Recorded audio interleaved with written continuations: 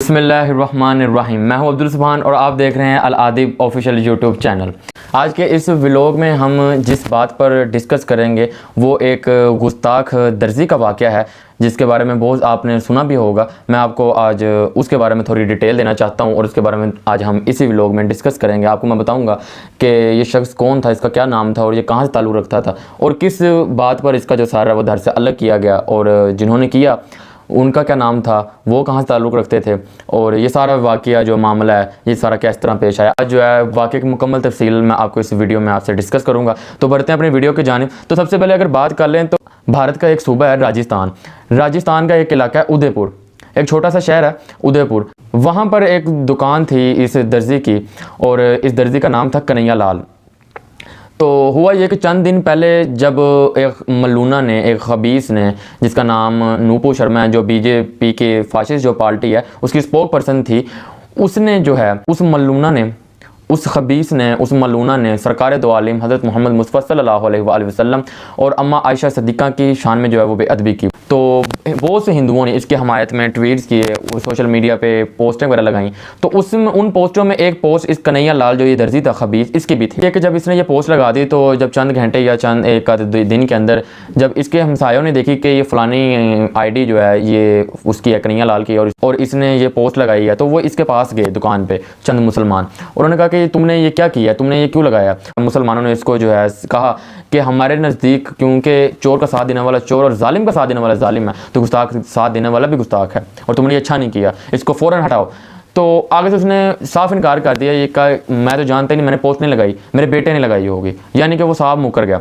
तो वो मुसलमान वापस आ गए और उन्होंने पुलिस से रुजू किया। जब ये मामला पुलिस में गया तो उस कन्हैया लाल को जब इस चीज़ की खबर हुई तो उसने फ़ौरन इस पोस्ट को जो है डिलीट कर दिया। इससे ये साबित होता है कि ये पोस्ट इसी ने की थी, तो इसने जो है उसको फ़ौरन डिलीट कर दिया। वो अलग बात है कि पुलिस ने कोई जो है मामला जो है निपटाया नहीं है उधर की, क्योंकि वो भी हिंदू हैं, तो वो कैसे अपने एक हिंदू के ख़िलाफ़ जा सकते थे, तो वो मामला नहीं निपटाया।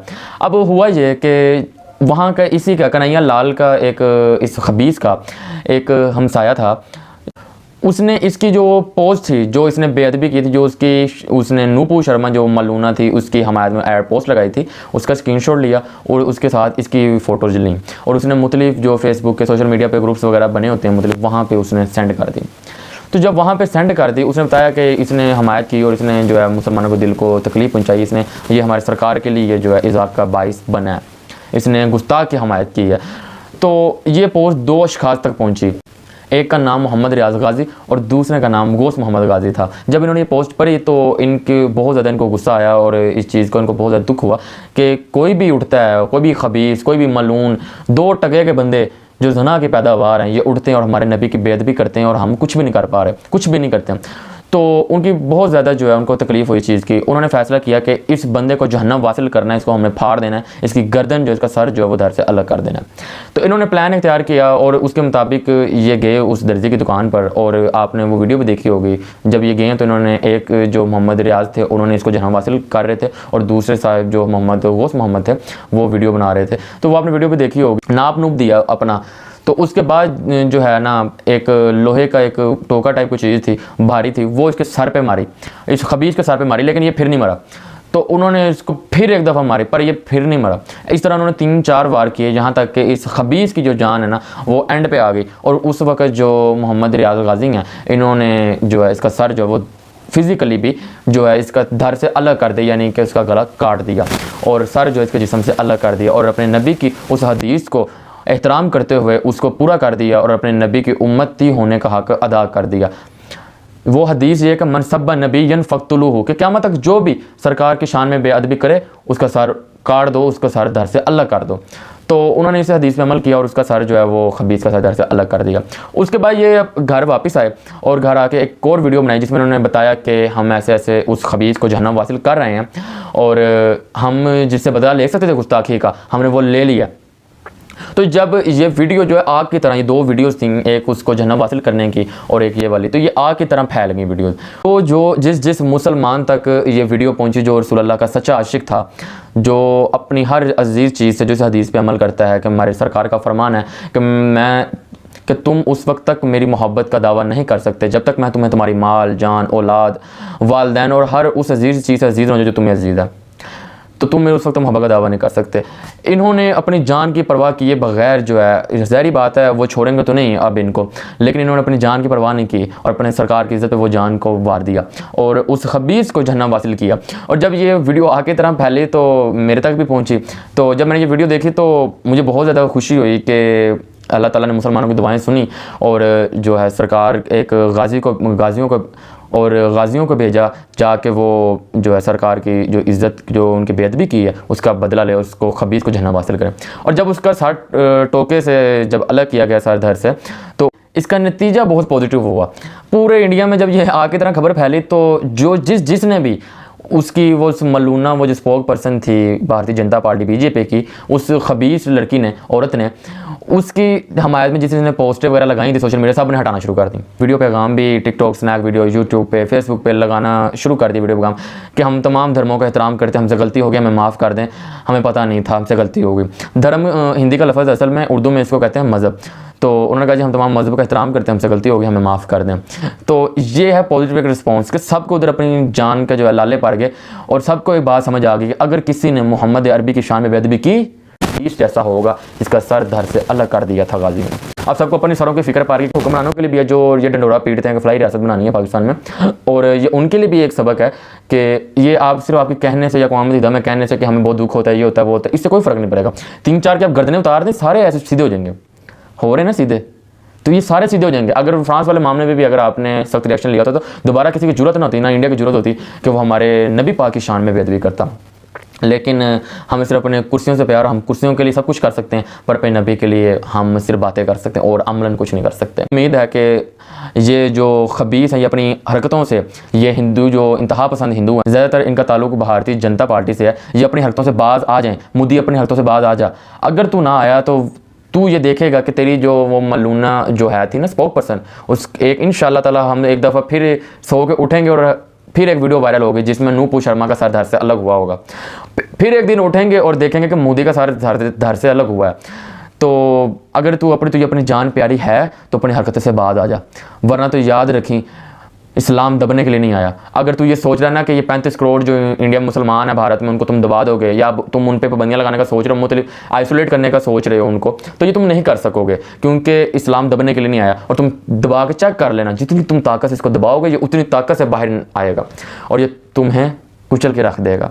और इस जो भी भारत में इस वक्त हालात ख़राब हैं और भारत नेगेटिव की तरफ जा रहा है, बहुत ज़्यादा उधर दंगे फसाद का ख़तरा है, इसी वजह से जो उदयपुर है वहाँ भी जो है जो हिंदू है वो तादाद में ज़्यादा है और मुसलमान जो है वो माइनॉरिटीज़ में, तो वहाँ पे कर्फ्यू लगा दिया गया टाइट पुलिस की जानिब से कि कोई दंगा फसाद ना हो। लेकिन तुम जो मुसलमानों को बेघर किया और मुसलमानों के घर तोड़े, तो याद रखना मुसलमान भूलने वाला नहीं है। और ये वो मुसलमान ही जो तुमसे दब जाए, ये अंग्रेज़ों के या ये किसी के खाते पीते नहीं, ये मोहम्मद अरबी के टुकड़ों पे पाले रहे हैं, तो ये सिर्फ अल्लाह से डरते हैं, ये और किसी चीज़ से नहीं डरते। तो याद रखना, इनको ना छेड़ो, इनको जगाओ ना। आगे तुमने जगाया था तो तुम्हारे अखंड भारत के 2 ही टुकड़े हुए थे, तो अगर तुमने इस दफ़ा जगाया तो इंशाअल्लाह ताला याद रखना ये 35 करोड़ मुसलमान, इस अखंड भारत का जो ख्वाब तो वो टूट चुका है। ये जो अब तुम्हारे पास बच्चा कुच्चा भारत है ना, इसके सैकड़ों टुकड़े हो जाएंगे और ये तुम अपनी आंखों से देखोगे। अपनी हरकतों से बाज आ जाओ, इस सब के ज़िम्मेदार तुम हो। और तुम्हें हम मुसलमान इस चीज़ की दोबारा वार्न करते हैं कि अगर तुम अपनी हरकतों से बाज ना आए तो याद रखना एक एक करके सबकी गर्दनें उतरती जाएंगी इंशाअल्लाह ताला। अल्लाह अपने गाजी भेजता जाएगा जो अपने नबी की इज़्ज़त पे अपनी जान वारते जाएंगे और तुम्हारी गर्दनें वो लेते जाएंगे। जो राजस्थान का सीएम था उसने दिल्ली से NIA नेशनल इन्वेस्टिगेशन एजेंसी को बुलाया और कहा कि इस वाक़े की तस्दीक करो और इसमें अगर बैरूनी साजिश कोई है तो उसको भी पॉइंट आउट करो। उसके अलावा जो तंजीमें इसमें मुलव्वस थी, इन अशखास के पीछे थी, उनको भी पॉइंट आउट करो, तो जो है ताकि एक प्रोपागेंडा तैयार किया जाए। और मैं आपको बता दूँ कि पाकिस्तान के खिलाफ प्रोपागेंडा करने की तैयारी कर रहे हैं कि पाकिस्तान को कभी आपको पता है कि फैटफ में ग्रे लिस्ट में है, तो ये उसको जो है वहाँ नुकसान पहुँचाने की कोशिश करेंगे। लेकिन इससे पाकिस्तान ब्लैक लिस्ट में नहीं जाएगा, इससे कोई फ़र्क नहीं पड़ता। लेकिन इसको अगर पाकिस्तान ने अपने आप को सही तरह डिफेंड ना किया तो ये होगा कि जो है पाकिस्तान मज़ीद जो है ग्रे लिस्ट में रह सकता है।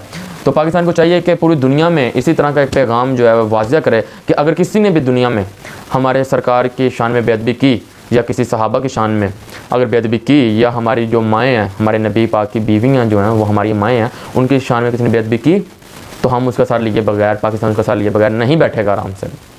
और ये हमने जानने उनसे कहीं रखेंगे। बाकी तुम हमारे गालियाँ निकालो, तुम हमें मारो, तुम हमें जो मर्ज़ी को, मैं शायद कुछ ना कहें, लेकिन अगर हमारे नबी की शान में तुमने बेअदबी की, तो जिस तरह गाजी इल्मुद्दीन ने 1929 में, तो जिस तरह 2011 में और गाजी मुमताज़ कादरी ने, और जिस तरह और 2022 में मोहम्मद रियाज गाजी और गौस मोहम्मद गाजी, इन्होंने जिस तरह इंतकाम लिया, तो फिर हम तुम्हारा इसी तरह सर जो है वो धड़ से अलग करते रहेंगे। अपनी हरकतों से बाहर आ जाओ, तुम्हारे मुल्क के हालात बहुत ज़्यादा ख़राब हैं। और अगर तुमने मुसलमानों पर पाबंदियाँ लगाने की कोशिश की, कि इनको आइसोलेट करें या पाकिस्तान को टारगेट करने की कोशिश की, तो याद रखना तुम्हें तुम्हारी तबाही से कोई नहीं बचा सकता। अपनी हरकतों से बाहर आ जाओ, और जो तुम हरकत कर रहे हो ना, जो नफरत का बीज बो रहे हो इलेक्शन जीतने के लिए, ये तुम्हारे अखंड भारत के ख्वाब को चकनाचूर कर देगा। और वो तो आगे भी होना ही होना चकनाचूर, लेकिन ये ना हो कि अगर इसमें कुछ टाइम है उस वाक़े में, उस फतह में, तो ये ना हो वो बहुत जल्द तुम पर मुसल्लत हो जाए और तुम अपनी आंखों से देखो इसको टूटता हुआ। तो याद रखना, तुम वहाँ के जो मेरे भाई हैं मुसलमान हैं, तुम उनको दबा नहीं सकते हो, वो इतने कमज़ोर दिल के नहीं हैं। और मैं अपनी तरफ से और तमाम मुसलमान जो आशिकान रसूल हैं पूरी दुनिया में, मैं उन सब की तरफ से मैं मोहम्मद रियाज गाजी और गौस मोहम्मद गाजी का बहुत ज़्यादा शुक्रिया अदा करना चाहता हूँ, जिन्होंने अपनी जान की परवाह ना किए करते हुए उन्होंने सरकार की इज़्ज़त पे जो पहरा दिया और उस खबीस को जो है जहन्नम वासिल किया, जिसका नतीजा ये हुआ कि ये सब अब लाइन पे आ रहे हैं। तो बहुत जल्द अगर ये बात ना आया मोदी तो मज़ीद इसके नज़दीकियों का जब सर उतरेगा ना धर से, तो ये इसकी भी अकल ठिकाने आ जाएगी ना। उस वक्त भी अकल ठिकाने ना आई तो इंशाअल्लाह मुसलमान तो फिर है ना, अपने ईमान पे वो अल्लाह पर यकीन रखते हुए लड़ेंगे, तुम्हारा मुकाबला करेंगे और इंशाअल्लाह फ़तह हक़ की होगी और अल्लाह हक़ वालों के साथ है। और जो इन भारत में मुसलमान हैं वो मेरे भाई, उन सब के लिए मेरी तरफ से बहुत ज़्यादा नेक तमन्नाएँ हैं और बहुत ज़्यादा दुआएं। अल्लाह ताला आपके लिए जो है आसानियाँ पैदा करे। और जो आपने रद्द अमल दिया इन गुस्ताखों के बारे में, और जो आपने वहाँ एहतजाज किया और जो भी बायकाट किया आपने, तो बहुत ज़्यादा खुशी हुई उस चीज़ को देख के कि आपको अपने नबी से इतना प्यार है। तो लेकिन अब मुसलमानों, अब बढ़ना है आगे, मज़ीद आगे बढ़ना है। आप सिर्फ बातों में नहीं करना काम, अब मज़ीद आगे बढ़ना है और अमलन काम करके दिखाना है। इसी तरह जिस तरह मोहम्मद रियाज गाजी और मोहम्मद गौस ने किया, इस तरह हम आगे बढ़ना है और दुनिया को चीज़ का बावर कराना है। देखो, हमने तुम्हारे जो खुदा हैं या जिनको तो पूजा करते हो, हमने उनको कुछ नहीं कहा, तो हमने तुम्हारे नबियों को कुछ नहीं कहा, बल्कि अल्लाह ताला जो है वो फरमाते हैं कि 1,24,000 पैगम्बर नबी मैंने भेजे और उन सब पर ईमान लाना लाजिम है। और जो भी एक नबी पर भी ईमान नहीं लाएगा वो मुसलमान नहीं हो सकता, वो काफिर है। तो हम सब पैगम्बरों की इज़्ज़त करते हैं। तो आने सिर्फ बातों में नहीं कि हमें दुख होता है, हमें इनका ये जो सर है ना, इनका धड़ से अलग करके इन गुस्ताखों का हाथ में पकड़ के दुनिया को कहना है कि भाई हमें दर्द होता है, अगर तुम हमें दर्द दोगे तो फिर हम तुम्हारे सर लेंगे इंशाअल्लाह ताला। तो हम हर चीज़ बर्दाश्त कर सकते हैं, लेकिन अपने नबी की इज़्ज़त और नमूज़ पर जो बेअदबी है वो बर्दाश्त नहीं हमें। रियाज गाजी हैं और जो गौस मोहम्मद गाजी हैं, उनको इस वक्त जो है गिरफ़्तार कर लिया गया हुआ है पुलिस की जानिब से और उन पर दहशतगर्दी के जो मुकदमा चलाए जा रहे हैं। तो दुआ अल्लाह ताला से अल्लाह ताला उनके लिए आसानी पैदा करे। आखिरत उन्होंने ख़रीद ली है, इंशाअल्लाह दुनिया में भी अल्लाह ताला उनके लिए आसानी पैदा करे। आखिर में जाते हुए सिर्फ इतना ही कहूँगा, ये बाजी खून की बाजी है, कि ये बाजी खून की बाजी है, इसे तुम ही हारोगे। तुम कितने गाजी मारोगे, हर घर से गाजी निकलेगा। आज की वीडियो के लिए इतना ही, मिलते हैं अगले नए व्लॉग में। उस वक्त तक अपना और अपने चाहने वालों का बहुत ज़्यादा ख्याल रखें और अपने इस चैनल का भी। अल्लाह हाफिज़।